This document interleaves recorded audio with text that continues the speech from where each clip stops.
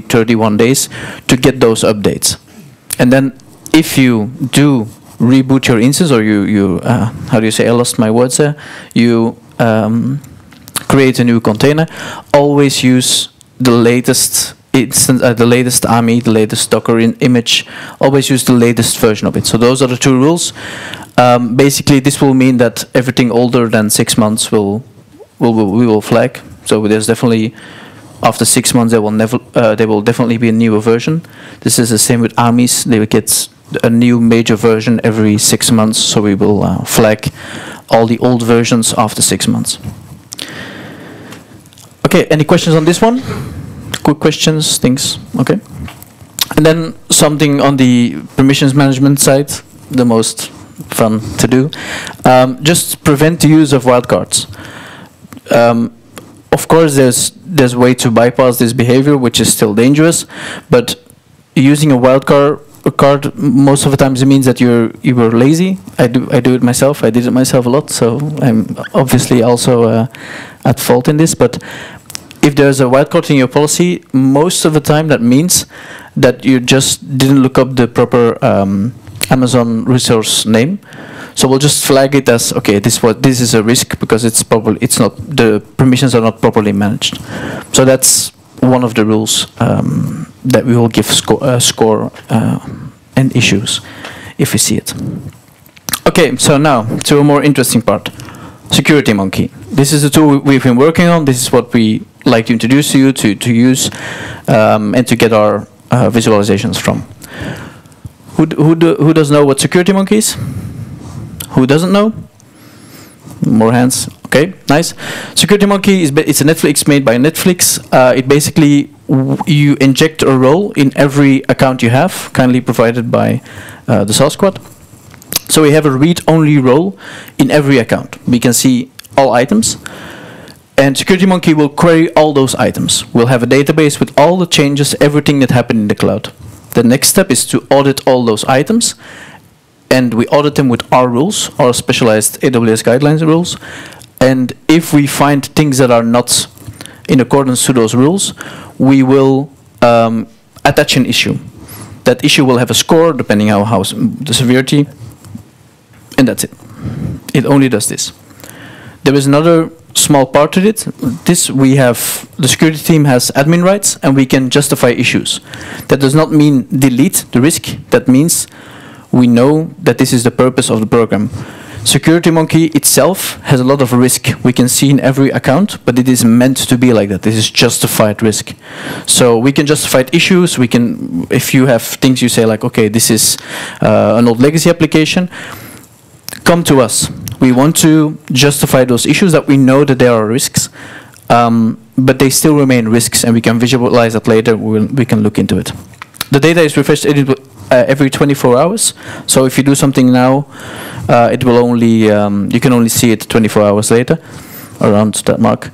And I'm working on emails, but it's a little bit difficult to not get a cluttered email and then get a lot of information about out of it. So you can find Security Monkey at securitymonkey.ciso.pressure.cloud, but you can also just open the one login page, and that's everything. So I'll just quickly go to the one login to Security Monkey. So this is Security Monkey. If you want to log into one login, just click on one login. This is Security Monkey. This view is a search view. As you can see on the top, you can have a quick link to the AWS guidelines we wrote. This is a search view. You can put in things like, okay, I'm searching for example, our accounts, CISO accounts, and now we have all the items in our accounts. You see one of them is red. Okay, interesting. We'll click on it. Okay, there's a score of 9. I see a couple issues. There's a wildcard in the policy resource, in the actions, another one in the resource. Very interesting. Of course, we make mistakes too. This is a very interesting big view. If you just want to know what's up with your account, just go to items with a score higher than 1. That means items that have issues. click on that one. Just put in account, for example, CISO. And you can see we have around 10 items which have issues. We can click on them. We can see what issues they have. So, for example, the security group, I can see it's internet accessible. Okay, that's not a score, but it's nice to know. It has a public SSH port. I put it on 0.0.0. It's especially for this demo that I did this. Trust me. So, and yeah, another one, a nice issue. I thought it would be nice to know. We saw that a lot of dashboards, just dashboards for the teams, that those are publicly exposed, and a good way to know dashboard, like it's an internal application, or it's something for outside, if to check that it has a load balancer. So I added a check that checks, oh, you're exposing ports to the public, and you're not using, it's not behind an elastic load balancer. It's probably not meant to be public. So that's that check. So it's a very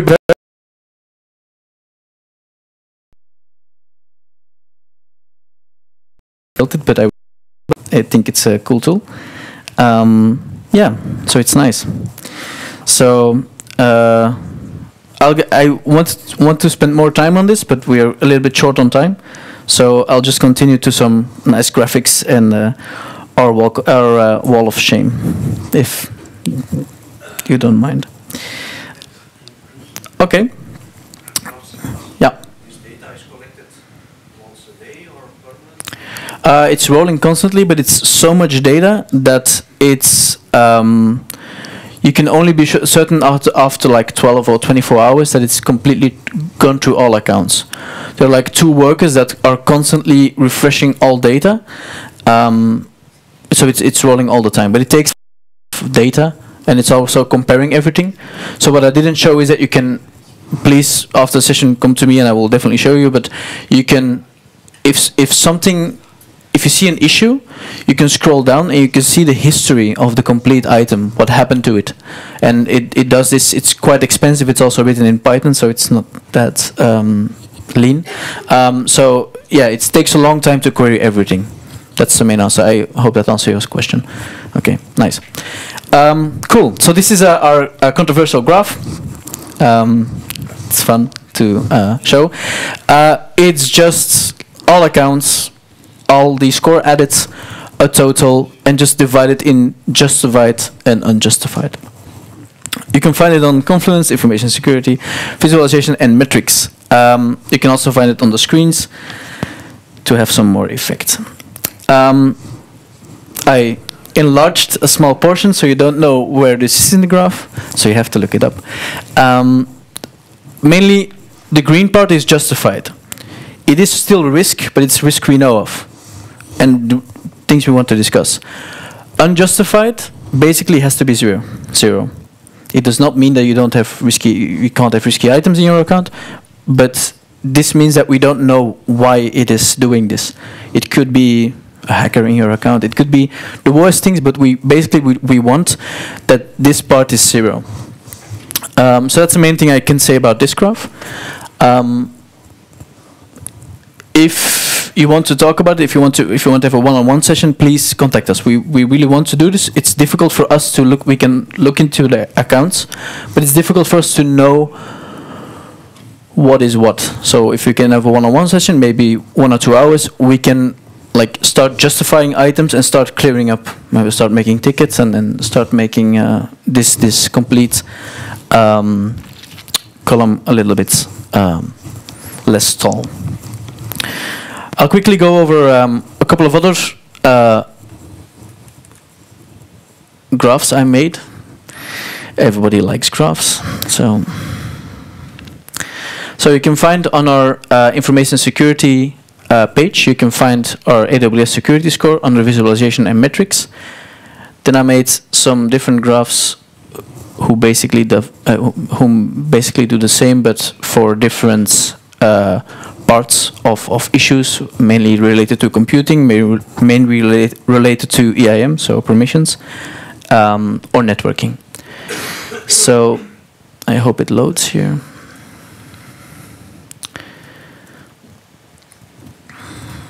Come on.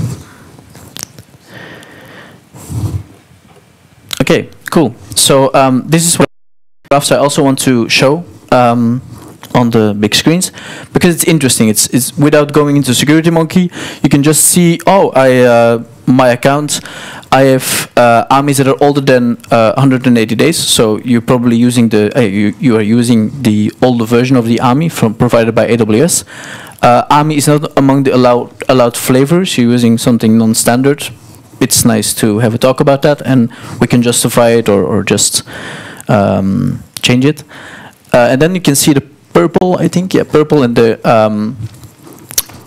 green ones, sorry, the yellow ones are the ones that are not rebooted in 31 days and 60 days. This was very cautious of us. There are instances that have not been rebooted for more than a year, but we don't have enough colors. So this is fun. This is a quick look, and this is just a reboot, and you have all your security updates. So this is. You can also see the score here. This is a very quick improvement by just doing a reboot. So yeah, that's the first one. Then the second one. This is less fun. These are permission issues, EIM issues. You can see that a lot of purple here. Pink here, yeah, thank you. Pink here, it's the usage of a lot of AWS managed policies. Not that it's really bad, but they use very wide permissions, and they don't always suit our needs. For example, you don't need S3 full access on your application, because then you expose all your applications across your whole account. So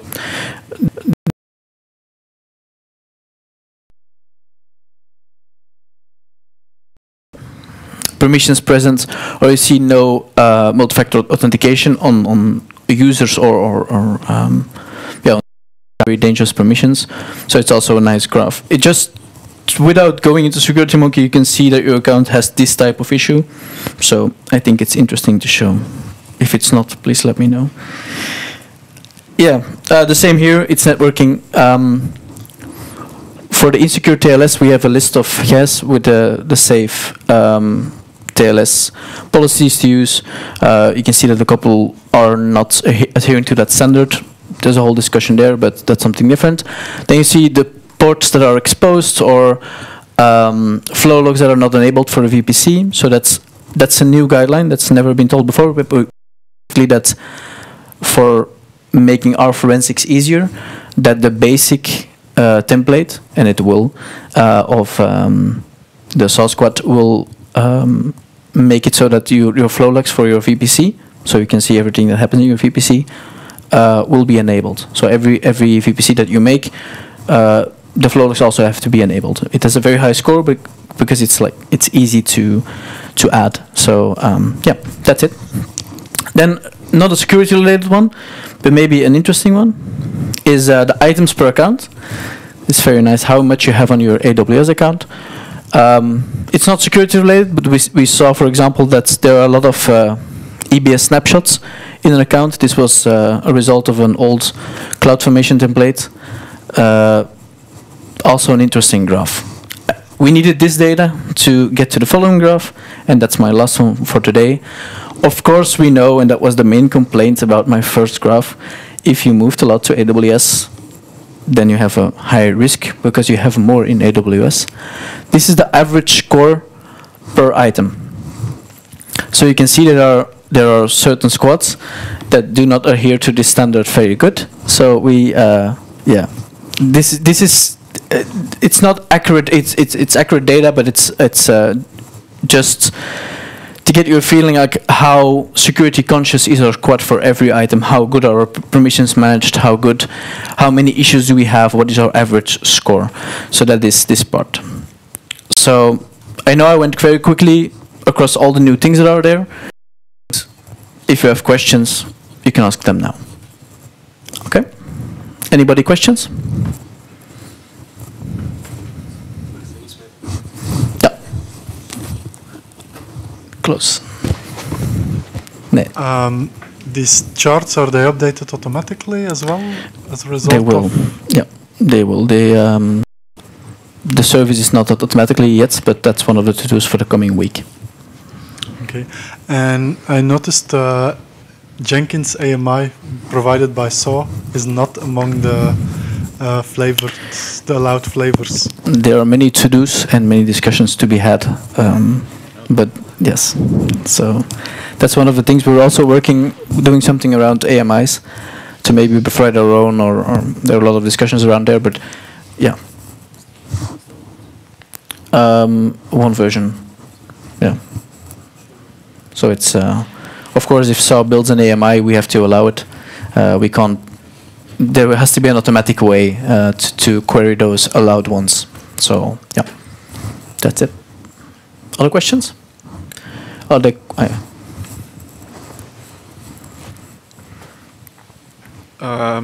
Regarding the SSH, because there might be a potential conflict there with trying to move away from VPNs, from, let's say, well, IP-based restrictions and moving security to an application level.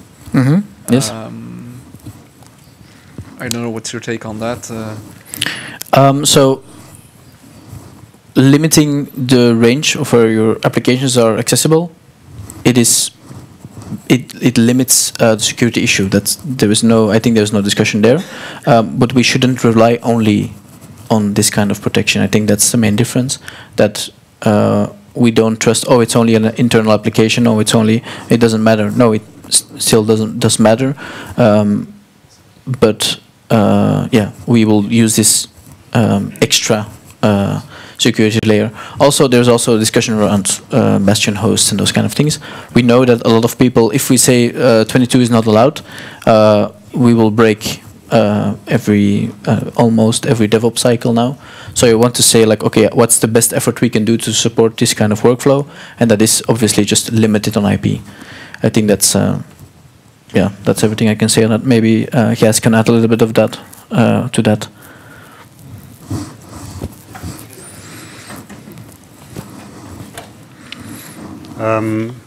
Yeah, I don't know if I have to add a lot, but in general, opening port 22 is not that big an issue because we authenticate by using a public key, so the private key and public key pair. So the risk is kind of low, but what we see a lot based on guard duty in AWS is that just automatic processes are starting to do a brute force and just putting load on that. It shouldn't be that big of an issue, but to avoid that, we just want to limit them. And as Lars said, we have this discussion about bastion hosts. It's something that is not completely finished yet, that discussion, but hopefully we'll get there someday, and then we can maybe change this rule into port 22 can be open for bastion hosts, but not for other instances or something like that, if that makes sense. Cool. Ooh, nice. Huh? Good shot. A quick comment. Instead of opening port 22 for using SSH, why not using the shell manager in AWS Systems Manager? Simon? No, yeah, I think I'm not a developer myself or a DevOps person myself, but that's a very good example. Also, why not build an AMI upfront or a Docker image upfront? I think that's a very good case, but I think that's a lot of people are now focusing on moving to AWS, and there's a lot of learning process there already, so they're adopting their previously used methods, and I think that's iterative process. I think that's we have to support this. So. Oh, nice one. Will this somehow be enforced? Not that I don't want to do it, of course. No, but most of the guys here are probably developers. We'll have to go to the PO. It will be, there will be work here, and I have the feeling that we should certainly do this. But how will this be enforced? Are the POs also involved? Is this something on a roadmap? You say like we will work to increase our security, or? Yeah, I think that's a very good good point. We will use employee shame to. That's a first good one. For the developers, I think it's maybe a very tiring response, but security is everybody's responsibility, and every squad has its architectural constraints, so to do stuff, so it has to be secure. So this is just a metric, like how good are we, or how much technical depth do we have. I know I'm speaking to most of the developers today, so this is a tool for us to use to do this better. And of course we will for example, I have like a small small basket with like papers. Tomorrow we will make a small market of this tool, and we'll show it to the POs on the roadmap day. So we'll do the same discussion. We'll do the same weird graphics just to show like these are issues, and please tell your developers to use it.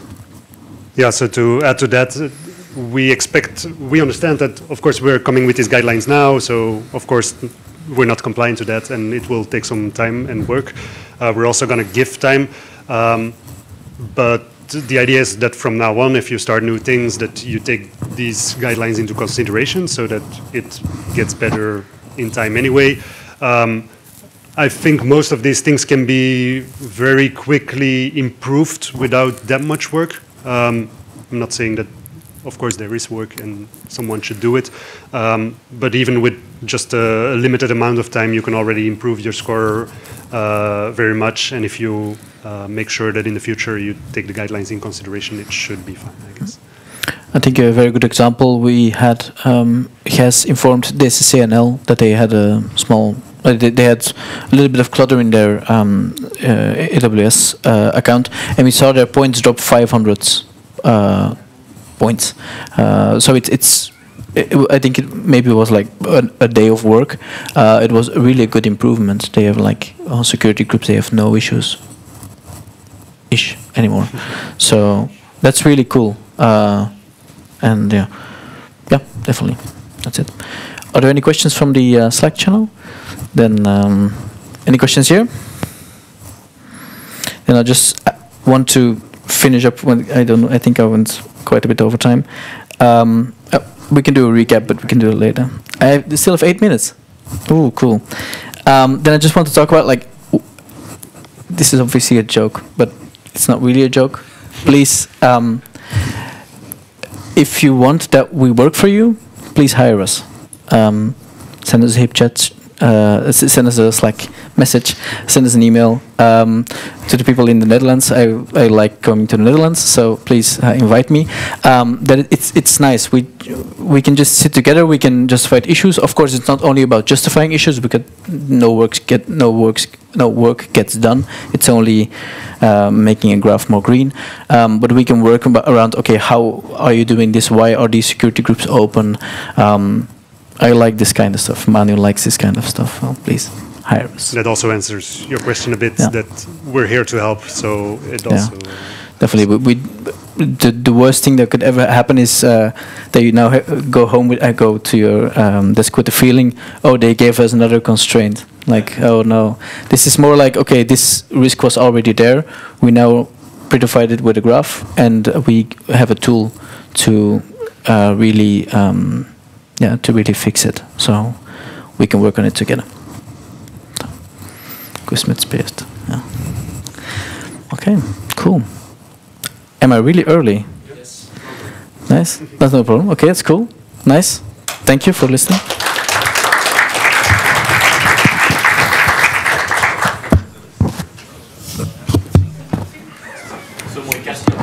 Oh, voilà.